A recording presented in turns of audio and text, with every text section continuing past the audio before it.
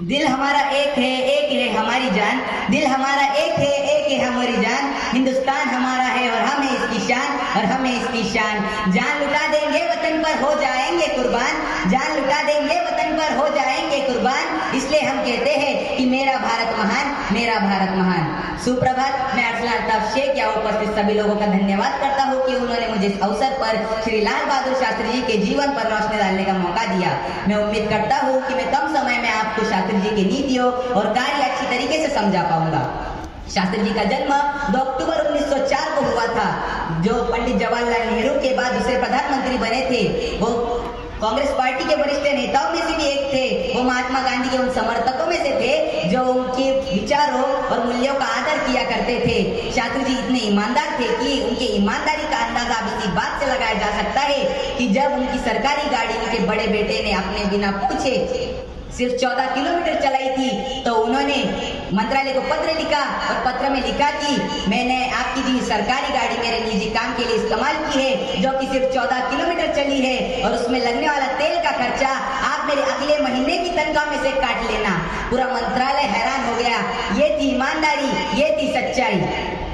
इस जमाने में आपको कई ऐसे नेता लोग मिलेंगे क्या?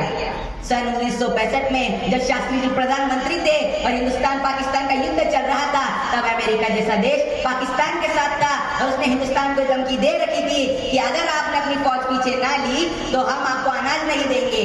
तो शास्त्री जी ने भी करारा जवाब देते हुए कह दिया कि मेरे भारतवासी दिन में से एक ही बार खाना बनाएंगे और एक ही बार खाना खाएंगे, पर अपनी फौज पीछे ना लेंगे, क्योंकि हिंदुस्तान किसी के सामने ना झुका था, ना झुका है और ना ही झुकेगा। ये मेरा हमेशा वादा रहेगा। शास्त्री जी हमेशा तरक्की के बारे में ही सोचा करते थे और कहा करते थे कि अगर भारत को तरक्की करनी है तो हमें गरीबी, बीमारी और अज्ञानता से लड़ना होगा।